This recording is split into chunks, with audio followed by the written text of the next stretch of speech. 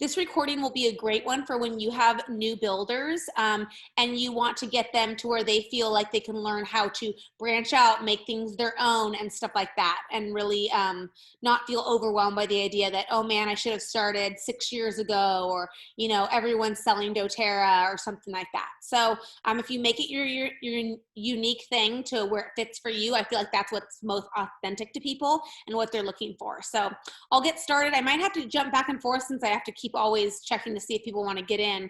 But if anyone texts you and says, oh my goodness, you know, I'm trying to get in and Melody's not letting me, just unmute yourself and let me know. And if you have any questions, let me know. I can, you know, just unmute yourself and ask. Otherwise, you know me, I talk pretty fast. So we'll go through it. Okay, well, one more added already. Okay, let me share my screen. Let's see.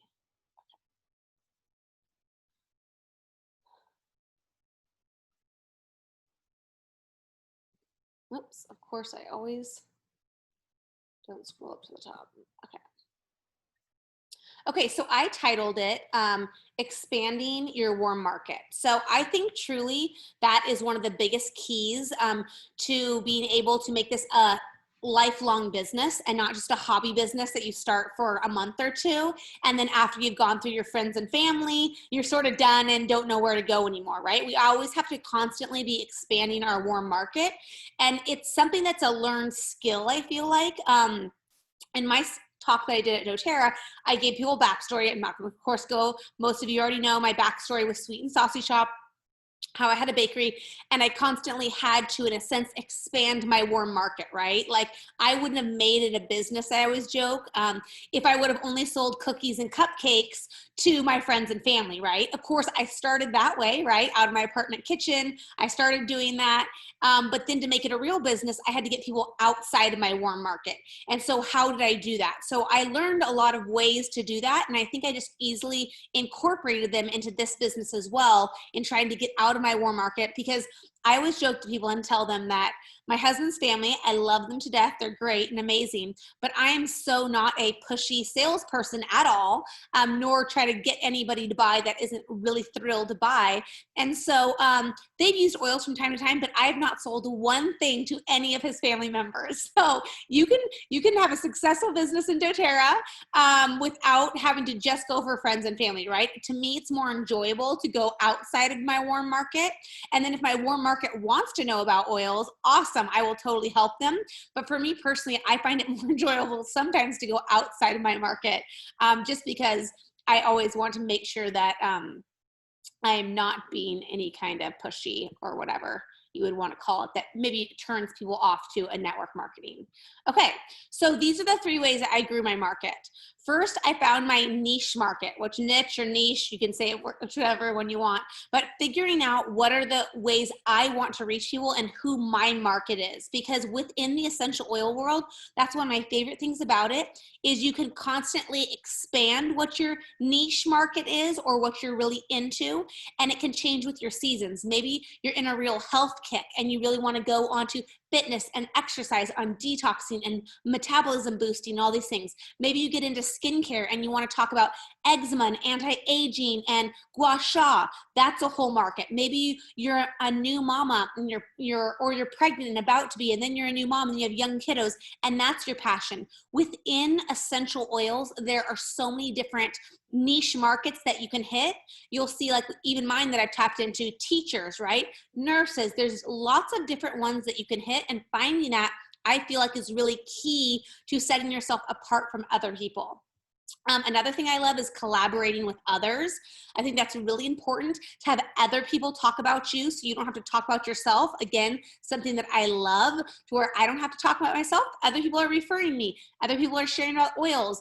I was at, an event the other night with friends. We were at a backyard movie night, and I never talk about business, but because other people know that I do this, this new lady that I hadn't met before, she was a friend of a friend, literally said to me, oh, I heard you're, the essential oil person. You know about oils and that's what you do. And I'm like, yeah, I absolutely do.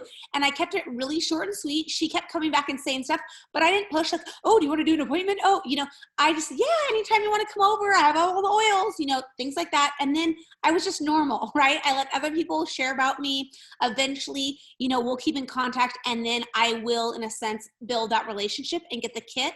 But I'm not living in scarcity mindset that every single person I come across, I have to sell to them instantly. That for me isn't how I do it. I know some people who, and I won't call it scarcity mindset for them, they're just better at it maybe than me, and that's more of their personality, can sell on the spot. And that is a gift. I probably wish I had that gift. I don't think that one's mine.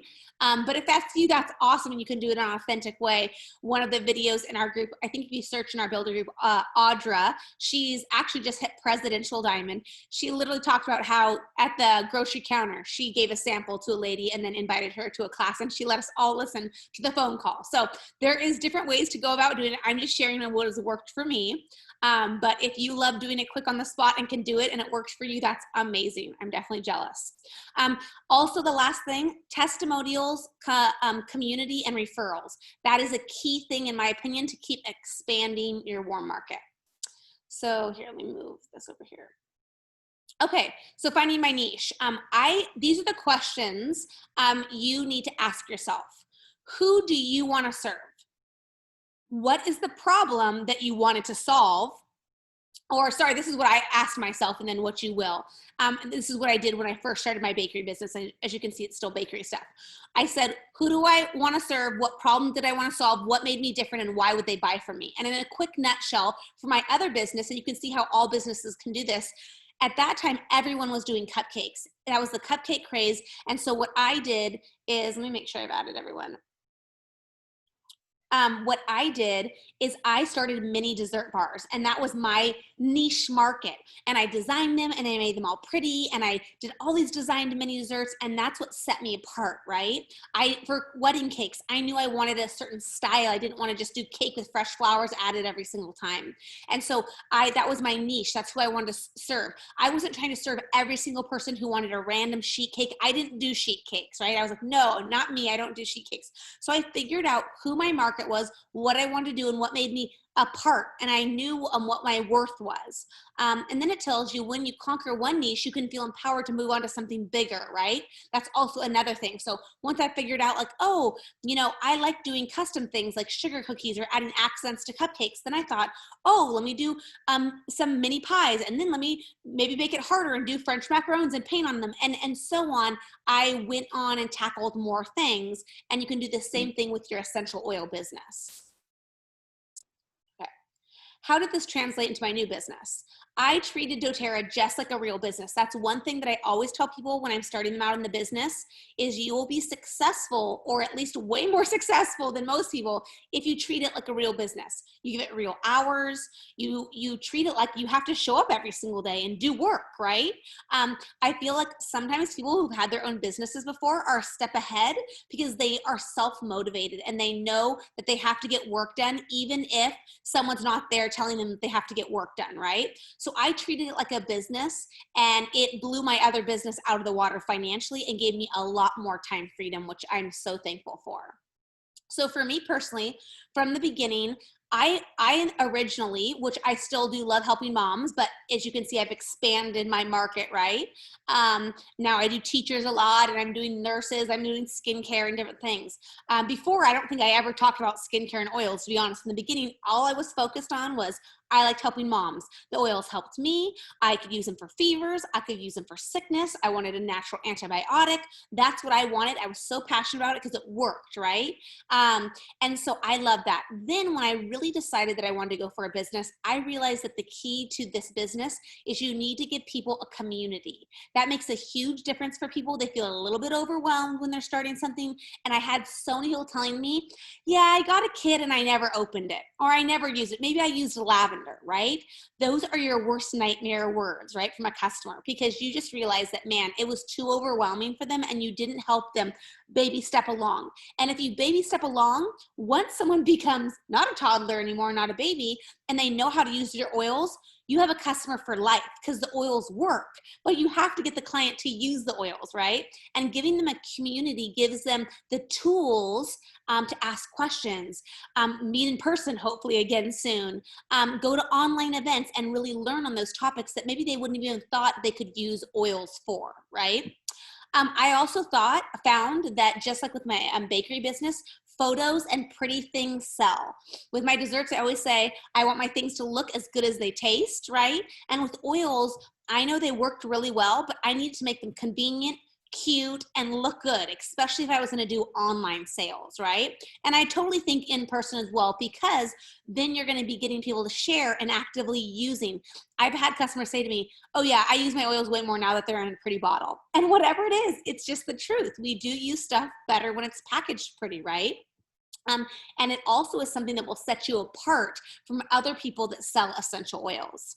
And I also love customizing kits to connect people so that it's not always the exact same kit. Now, it's very important to be able to do the same kit over and over again and just tweak it a little bit, because that's very easy, right? And then you have all of those resources that, oh, here's a trusted recipe. We don't need to reinvent the wheel every single time. So when I'm saying customize, you can stick with the same basic kit, but you can call it a different name. You can put in a different roller bottle or a cute little pouch or a different oil booklet or photograph it a different way. In the beginning, that's what I did. I threw in different things. Oh, I'm adding on a diffuser bracelet this time. My sister made diffuser bracelets. They're like $5 each. I was like, okay, that's my gift this month. You know, oh, you can come to my house and make a diffuser jewelry necklace. Now, I can't make them, but my sister could, right? Or, oh, you can make some cute roller bottles or whatever it is. It was something that changed it up, right? And that got people eventually. Like just today, I got a kit sale. A lady, I think it was last month or month before, reached out. It wasn't the perfect time for her, but we kept communication open. All right, Dom, you want to say goodnight? Yeah. Okay, go ask Dad right quick. But tonight she said, okay, I'm ready. I want to sign up. And I customized it. She wanted to get the vitamins. So I talked to her about the Healthy Start kit. She only wanted to spend $150, but I was like, you know what? This kit would be perfect.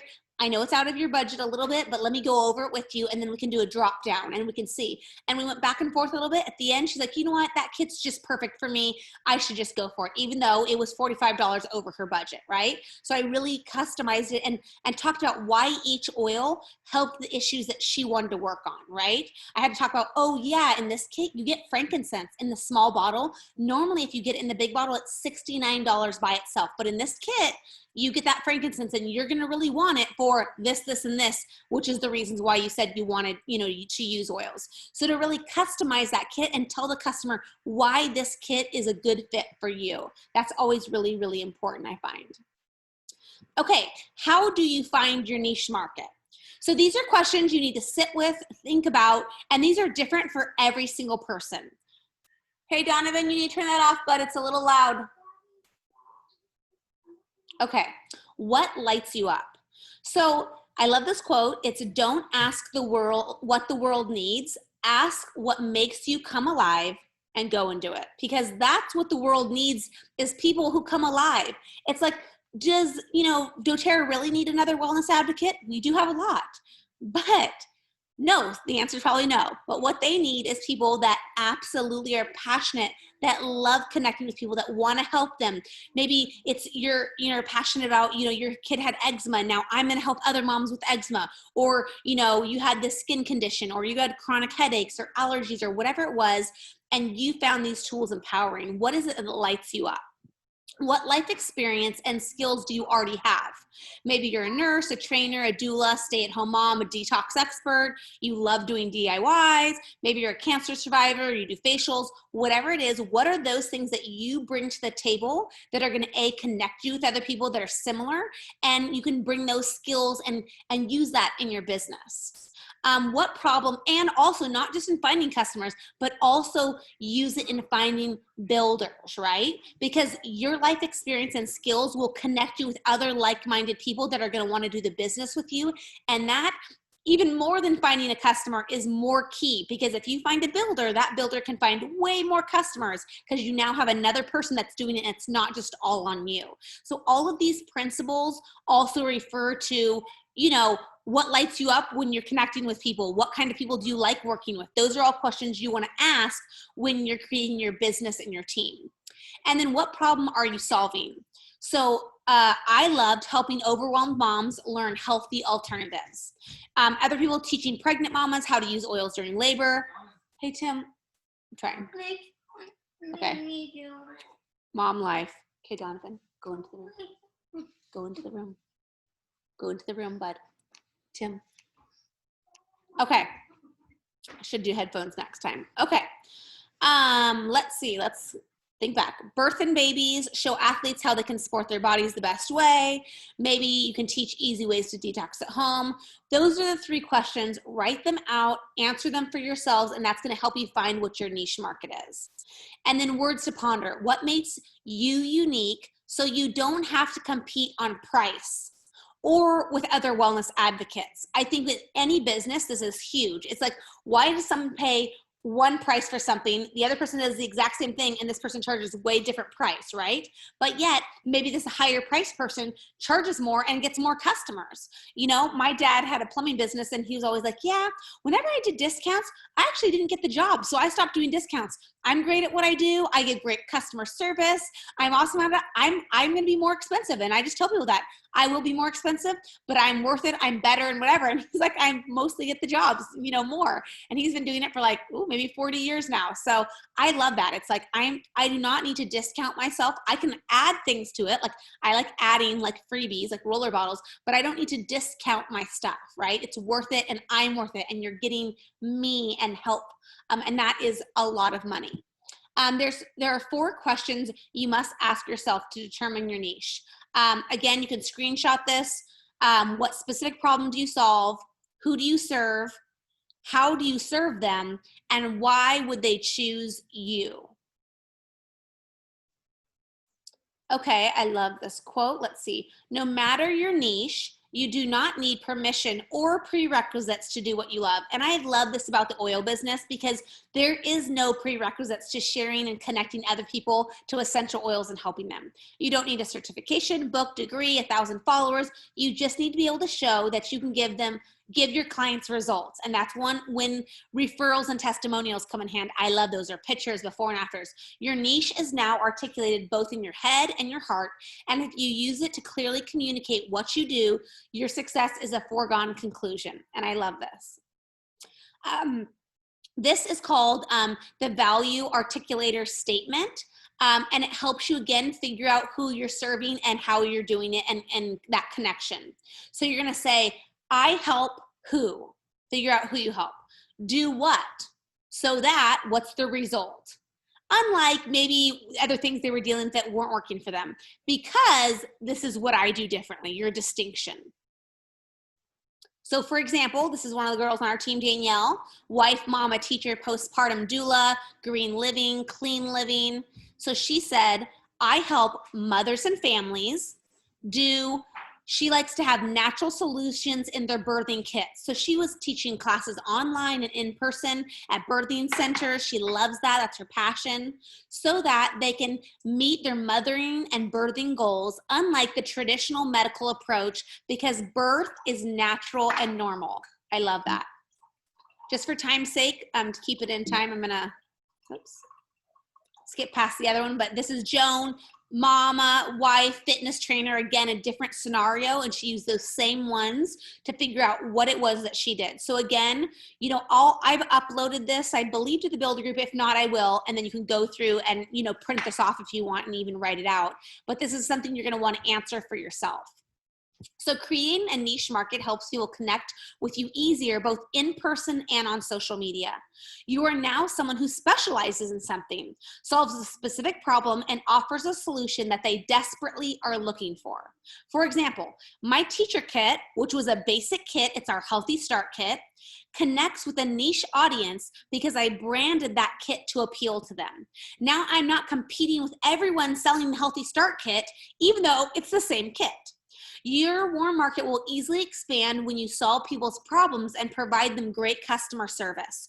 So teachers see these, they're like, oh my gosh, lesson plans, totally, I'm miserable over here, I need some help. Oh my gosh, I'm totally a tired teacher, I need more coffee. And I guess full moon is definitely a thing when there's kiddos, and kiddos are crazy. So I had all these teachers say, you need a full moon roller bottle. So that was in my second line of oils that I came out with for teachers.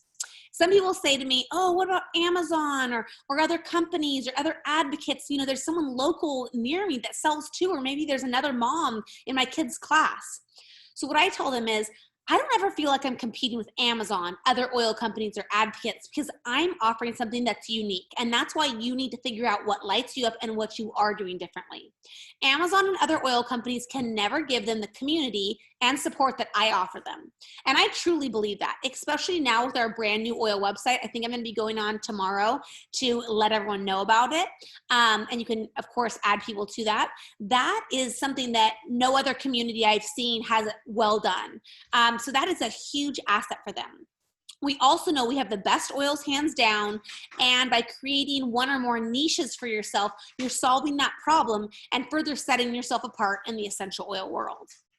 Now, onto a different topic of collaborating with others. So use your niche to connect with others that have the same interests and that can add value. So in social media, you can do giveaways, partnering on education based on certain topics. So I've done that with like a fitness and health person. She came on and talked about healthy meals. I talked about ways to clean up your house with, you know, candles or essential oils for cleaning and things like that. We collaborated. We have similar audiences that would be interested, and it worked for both of us. You can do that with in-person classes as well. In-person classes too, you can do pop-up booths. You can add oils to different services like chiropractors, like I gave the example of Joan doing the birthing center, kids classes, corporate events, all of those kind of things. You can bring the oils in and learn to collaborate with other people. Here's some of the people that I've collaborated with. I did Kara Clark Nutrition. She had a huge Instagram following and Facebook, and she put out that I would teach classes, oil classes for free. And with that, I gave her lots of free oils. I promoted her stuff as well, and it was a great partnership between both of us. Then Teach, Create, Motivate. She loved the Teacher Roller Bottle, so we've done at least 4 collaborations together, and that has grown my audience a ton. And when they see somebody else that they follow using something like the oils, they want it. And I literally, it was really easy to sell because they're like, oh, well, I want to get what Teach, Create, Motivate has. And then I would say, oh, I don't sell the roller bottles, but I give them for free with this kit. It's my teacher bundle, and so on. And then Beijo's Offense. They have a blog and an Instagram, and I did blog posts for them. We shot photos. I talked about perfumes or DIYs or different things. Whatever the topic she wanted, I was game for it because I was constantly broadening and widening my market and getting other people that might not normally follow an essential oil account to follow me. That's one of the reasons why I do recommend a lot of times, if you feel like you can keep up with it, to once you're in the business a little bit longer, start an oil Instagram account that's mainly just oils with some family of stuff in it if you're incorporating that with your essential oil branding. But you know, personal accounts are great and some people can pull it off, but a lot of times if you get outside people, they don't really want to follow your personal account, right? But they would follow your oil Instagram if it acts like, you know, a business card to your life of what you know about oils. And if you can get someone to follow your Instagram account, in my opinion, you will eventually get that person to buy from you. And I've had people be following me for, they've told me like, oh, I followed you for a year and a half. And I'm like, oh, wow, it's taken you a year and a half to order, but I'm so glad because I'm still around.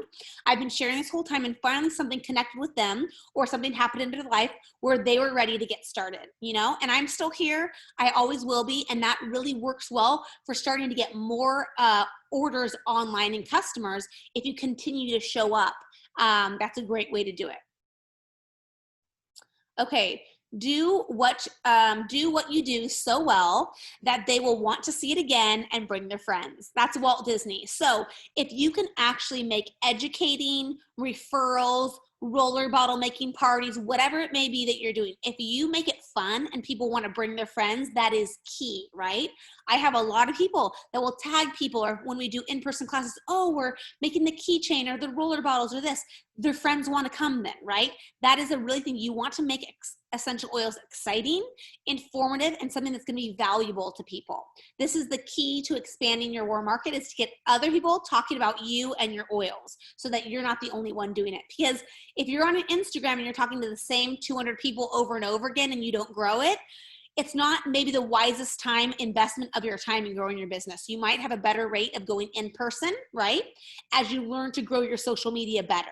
Because if you're still talking to the same people over and over again, and you're not constantly getting some new people in there, it's going to be a little stagnant and maybe a little bit more of a waste of your time.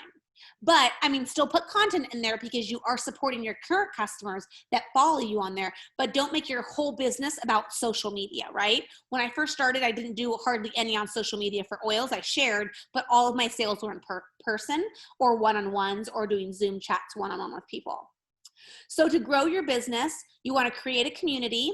Sometimes you got to create what you want to be a part of. Hopefully for you, we've taken out that aspect for you, and we have created something that you don't have to create yourself. Now, of course, we're all up for people creating their own communities as well, but to know that just starting the business, we already have that for you, is such a positive for people wanting to go into the business, because they don't have to reinvent the wheel, right? We already have an oil website, an oil Facebook group, you know, everything made, it's there for you.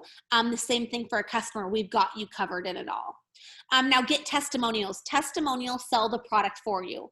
All you end up doing is having to show them and connect the dots to people, and they're gonna want it. Watch the referrals roll in. Referrals from current customers who love the oils and feel loyalty to your community is the #1 easiest way to get out of your warm market and to sell more. The key to customer retention and referrals is to build relationships with meaning beyond the business transaction. And that's why, for myself personally, I do not race signing people up. I'm patient. I'm going to always be here. Every month I'm going to need volume on my team. So I don't want to live in scarcity mindset that I need to have you this month, right? Now, I definitely have goals. I like winning certain competitions, but I always keep in the forefront that I want to make sure I have the best relationship with this person, that they're 100% comfortable and they know I'm only there to serve and help them with oils. Of course, it's a business for me and I have goals, but those come way second to really helping people in the best way possible when it's right for them. And people do definitely feel that, especially if you feel that tension with other MLM businesses and they don't like that. They'll feel that you're so refreshing of a person to work with when you have a no pressure mindset. I've had people that I want to do the business with for a year, 2 years, 3 years, and I've waited patiently till it's the right time for them. It's not that I was like, oh, boo-hoo, I'll never get this person. It's just that person, it wasn't the right time for them. I'm going to wait and keep continuing to do it, knowing that eventually it probably will be a good time. But I need to keep growing, expanding, moving, and meanwhile, keep nurturing these relationships that I currently have so they will eventually become a share or a builder too, potentially. So community is important. The power of community to create health is far greater than any physician, clinic, or hospital. Last month, I signed up a new person online, never met them.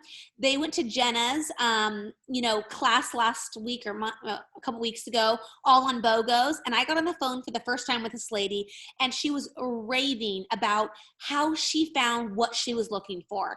That this was, with all the darkness around, and she just went off. It was so great to hear her talk about it, that this is what she was looking for. And she wants doTERRA to be her one-stop shop. Money didn't matter to her. I was like, oh my, I love that phrase. Money didn't matter to her. She wanted to switch over everything to do this. She wanted to learn about it all. She just loved the people in the community. And she's like, my favorite part was the end of the chat when we all just couldn't stop talking. And we were all talking to diffuser blends. And that's what they wanted. She wanted a community. And maybe some people are busy in their lifestyle in a stage in life, and maybe they're not wanting a community as much. They want it quick, right? And that's why we have those too. We have the oil website they can go look on in, and they don't have to come to community. But once they get into our community, they'll see how awesome it is, and they will just love it. Okay. The key is, let's see what my point was over here. How to get customers talking. The key is to set realistic customer expectations, and then to not just meet them, but to exceed them, preferably in unexpected and helpful ways. So my customers are always going to get a great product from doTERRA, a great kit. But I want to exceed that.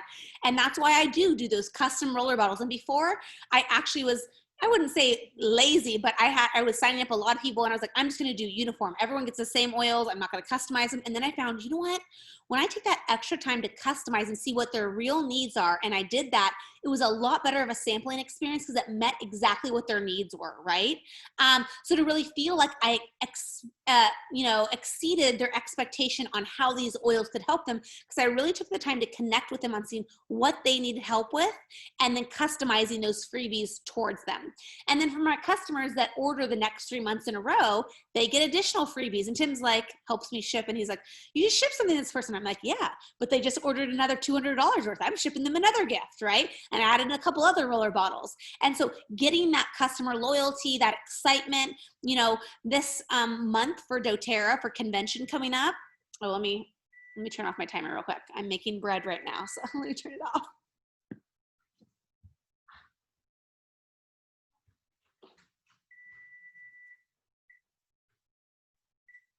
That's also my timer saying I'm talking too long tonight. Okay. I'll try to go a little faster. I forget what my point was on that one. Okay, I see that some of you guys are chatting, but I better keep going. Okay. Let me see how many more slides. Okay, I only have 7 more slides. Okay, you guys already know my love about roller bottles. I love them. They add so much to them. Customize them, switch them up, change them up, month to month. It really makes the kit look different every single time. How to get testimonials. Do a giveaway and ask a question. You can go into my Instagram. I've done that a lot. I just did it last week. I did a giveaway for hitting like 25K followers. And I said, tell me about your favorite oil experience. Right there, I got tons of amazing testimonials just from people that love oils, right? Or when I'm texting with customers or DMing them, if they give me a response on something that they love, I always screenshot it and repost it and be like, this is my favorite part of the day. People love testimonials. I did that on my Liquid Xanax or my eczema or my skin serums. And then everyone right after that DMs, what's the recipe? What's the recipe? How can I get it? Oh, I want it too. Testimonials work. Follow up with customers, ask them what their favorite oil experience has been so far. Let's see.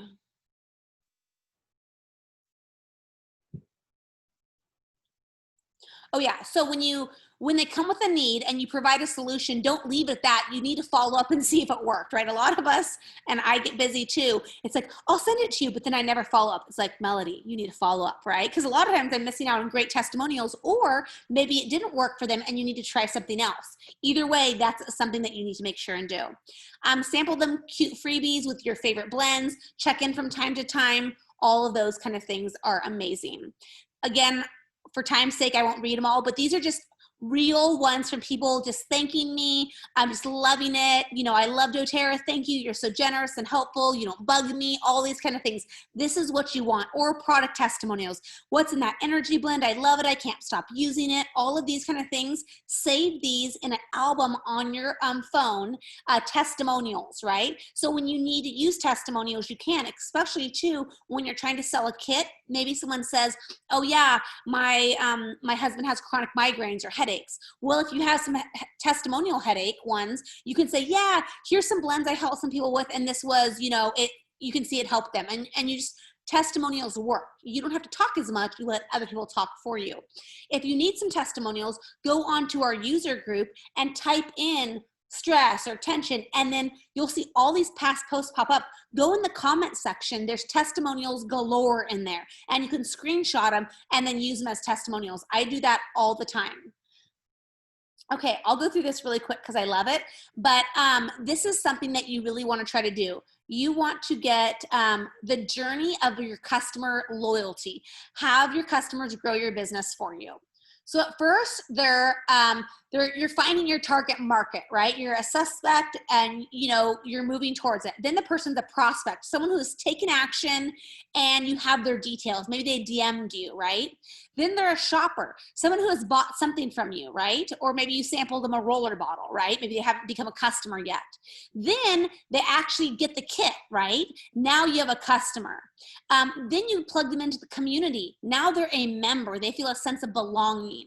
Then an advocate introduces other people to your business for you. So like that person, I don't even know who told that lady about that I do oils, but in a sense, that person was telling that person I do this business, right? They were an advocate for me. For my bakery, people love doing that. They tell people all the time about my bakery. It's just so easy for them to. And I really wanted to create that same thing with oils. Is that's what I wanted, that excitement, that, that people were literally turning into a raving fan, insisting that other people use you. And then they do the selling for you. Those are my favorite kind of customers. I love them.